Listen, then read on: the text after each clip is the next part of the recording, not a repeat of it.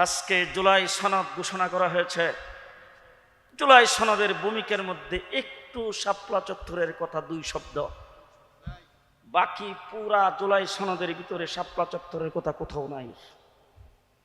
কি ঘটনা, আমাদেরকে কোথায় রাখলেন?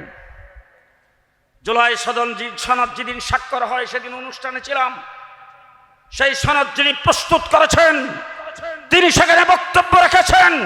আলী রিয়াজ সাহেব তিনি বিসমিল্লাহ বলে নাই, সালামও দেয় নাই।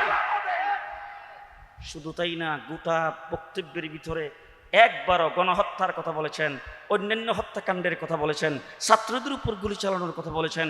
তার মুখ দিয়ে আলেম ওলামায়ে কেরামের উপর যে 1,54,000 গুলি চালানো হয়েছে এই কোনো শব্দ বের হয় নাই। কি কারণ? বাংলাদেশের আলেম ওলামায়ে কেরামকে অত্যন্ত চক্রান্ত করে আল্লাহ মাহমুদ শফিকে ব্ল্যাকমেইল করে কিছু দুষ্কৃতিকারী সরওয়ার্দী উদ্যানে শুকরানা মাহফিল করেছিল।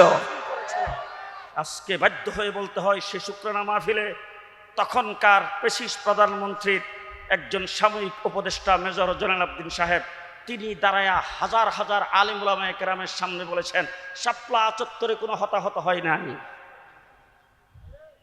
মুখে কুলুপ দিয়ে বসে থাকেন। শাপলা চত্বরে কোনো হতাহত হয় নাই, একটা গুলিও চালানো হয় নাই, এগুলি সব মিথ্যা। ওই জায়গায় বাংলাদেশের যারা উপস্থিত হয়েছিলেন তাদের রক্ত তখন টকবক করেছে, কিন্তু নিরাপত্তার স্বার্থে কোনো কথা বলে নাই। আজকে অত্যন্ত দুঃখের সাথে বলতে হয়, সরকারের পক্ষ থেকে আত্মপক্ষ সমর্থন হিসাবে রুল অনুযায়ী হাসিনার পক্ষে যেই উকিল নিয়োগ করা হয়েছে তিনিও সেই আন্তর্জাতিক অপরাধ ট্রাইব্যুনালের কোর্টে দাঁড়ায় বলেছেন শাপলা চত্বরে কোনো হতাহত হয় নাই। ঘটনা কি? তিনি সেখানে বলেছেন 2-4 জন হয়তো কোনো কারণে মারা গেছে। কি ঘটনা? তিনি সেখানে বলেছেন বিভ্রান্ত করা হয়েছে, আমরা নাকি ছোট ছোট বাচ্চাদেরকে সেখানে নিয়ে গেছি আন্দোলনের নামে, আমরা সেখানে নাকি রাত্র উদযাপন করেছিলাম সরকার পতনের জন্য। পরিষ্কার ভাষায় বলতে চাই, শাপলা চত্বর নিয়ে বিভ্রান্তিমূলক কথা বলবে আবার আন্তর্জাতিক সে অপরাধ ট্রাইব্যুনালে থাকবে, তা হতে পারে না। তাকে অনতিবিলম্বে সেখান থেকে প্রত্যাহার করতে হবে। আন্তর্জাতিক অপরাধ ট্রাইব্যুনালের কোনো উকিল সে থাকতে পারে না, সে হাসিনার সাথে আসামি হবে। ঠিক না বেঠিক? ঠিক না বেঠিক? আমার ব্রাহ্মণবাড়িয়াতে হত্যাকাণ্ড ঘটিয়েছেন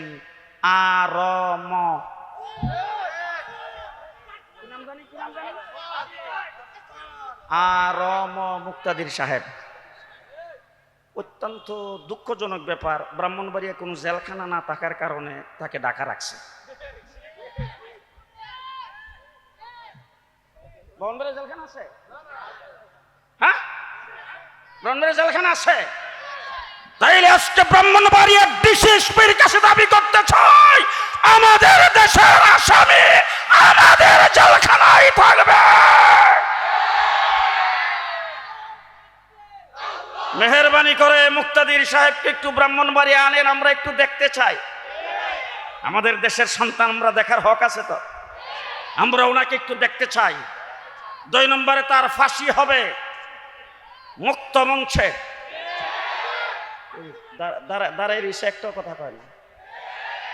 জেলখানার ভিতরে কোন রাতের অন্ধকারে ফাঁসির কাস্টে ঝুলানো হবে না, মুক্ত মঞ্চে তাকে ফাঁসির কাস্টে ঝুলাইয়া দিতে হবে, ফাঁসির কাস্টে ঝুলাইয়া দিতে হবে। আপনারা একমত? একমত? আমার ব্রাহ্মণবাড়িয়া ফখরে বাঙ্গালের কথা আপনাদের মনে আছে? শুনছেন? বড় হুজুরের কথা শুনছেন? ব্রাহ্মণবাড়িয়া মুফতি নুরুল্লাহ সাহেব রহমতুল্লাহর কথা শুনছেন? মুফতি ফজলুল হক আমিনী সাহেবের অনেকে দেখছেন তো, আজীবন যুদ্ধ জাহাদ করেছেন ইসলামের পক্ষে। কথা কয় না? আজীবন যুদ্ধ জাহাদ করেন ইসলামের পক্ষে। আমার বাবা ফখরে বাঙ্গাল রহমতুল্লাহের খাদেম ছিলেন। বড় হুজুরের সাথে আমাদের পারিবারিক সম্পর্ক ছিল।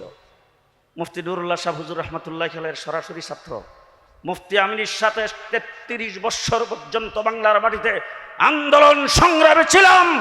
তারা যে মিশন রেখে গেছেন সেই মিশনকে আগামী দিনে রাষ্ট্রীয় পর্যায়ে পৌঁছে দেওয়ার জন্য জুলাই জীবন জৈবন সব শেষ করতে চাই। আপনারা কে কে আমার সাথে আছেন? এই দেশটা 800 বছর পর্যন্ত মুসলমান শাসন করেছিল। এই দেশের শাসন ক্ষমতায় এমন ব্যক্তি ছিলেন যার জীবনে কোনোদিন আসরের সুন্নত কাজা হয়নি, যার জীবনে কোনোদিন তাহাজ্জুদ কাজা হয়নি, যার জীবনে কোনোদিন তাকবীরুল্লাহ ছুটে নাই, যিনি তার চোখ দিয়া জীবনে কোনোদিন বেগানা কোনো নারীর চেহারা দেখে নাই। বাদশাহ সুলতান শামসুদ্দিন আলতামশ রহমতুল্লাহি আলাইহি 800 বছর মুসলমান শাসন করার পরে এই দেশটা ইংরেজ দখল করেছিল। ইংরেজের শাসন যখন চলছিল তখন এই দেশে শিক্ষিত মানুষের অভাব ছিল না। বড় বড় ডাক্তার, ইঞ্জিনিয়ার, প্রফেসর, ব্যারিস্টার, কিন্তু ইংরেজের বিরুদ্ধে কথা বলার মতো সাহস কেউ পায়নি। সাহস করেছেন আলেম উলামায়ে কেরাম। সর্বপ্রথম ইংরেজের বিরুদ্ধে দিল্লির জামি মসজিদের মিম্বরে দাঁড়ায় কথা বলেছেন আমার পূর্বপুরুষ শাহ আব্দুল আজিজ মুহাদ্দিসে দেহলভী রহমতুল্লাহি আলাইহি। ইংরেজের বিরুদ্ধে দেশের মুসলমানদেরকে মুক্তিযুদ্ধ করার জন্য সর্বপ্রথম শাহ আব্দুল আজিজ মুহাদ্দিসে দেহলভী রহমতুল্লাহি আলাইহি ফতোয়া দেওয়ার পরে আমরা আমাদের পূর্বপুরুষ বুজুর্গানে দ্বীন উলামায়ে কেরাম এই দেশকে ইংরেজ থেকে মুক্ত করার জন্য একাধারে 250 বছর পর্যন্ত আমরা লড়াই করেছি। আমাদের লড়াইয়ের কারণে এই দেশ থেকে ইংরেজ বিতাড়িত হয়েছে। ফলশ্রুতিতে ভারতবর্ষ 2 ভাগে বিভক্ত হয়ে স্বাধীনতা অর্জন করেছেন। একটার নাম হলো হিন্দুস্তান, আরেকটা হলো পাকিস্তান। আমরা পাকিস্তানের অংশ ছিলাম। আপনারা কোনো কথা বললেন না, সবাই চুপ থাকে। আমরা কোন অংশ ছিলাম? পাকিস্তানের অংশ। এবার আমি আপনাদের কাছ থেকে শুনবো, আমি বলবো না। আমাদের ভাষা হলো বাংলা। আমাদের পাশে কলিকাতার ভাষা কি? জি, বাংলা।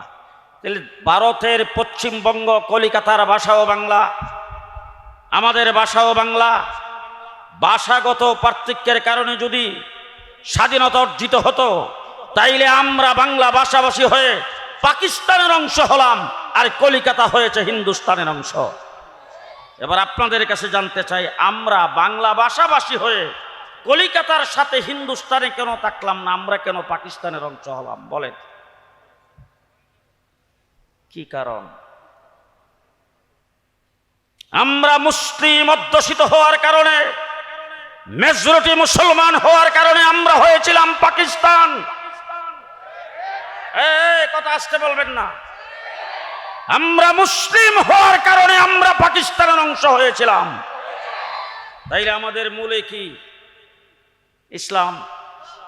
তো কারণ যে কথা কেন একটা,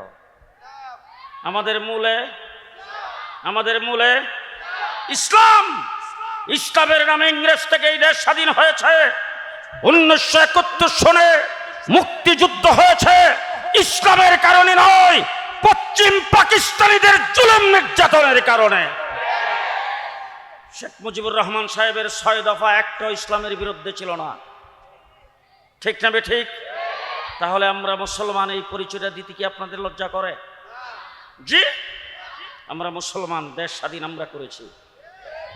আজকে যারা স্বাধীনতার পক্ষ শক্তি বলে স্লোগান দিয়েছে 15 বছর, যারা মুক্তিযুদ্ধের চেতনার নামে দেশটাকে লুটপাট করে তলাবিহীন ঝুড়িতে পরিণত করেছে, দেশের যারা লুটপাটের রাজত্ব কায়েম করেছে, মুক্তিযুদ্ধের চেতনার কথা বলে আমাদেরকে যারা রাজাকার বলেছে, তাদের চোখে আঙ্গুল দিয়ে বলতে চাই, মুক্তিযুদ্ধ বাংলাদেশে 1 নম্বরে। আমরা দেশের জন্য মুক্তির সংগ্রাম আমরা করেছি, রক্ত দেশের জন্য আমরা দিয়েছি।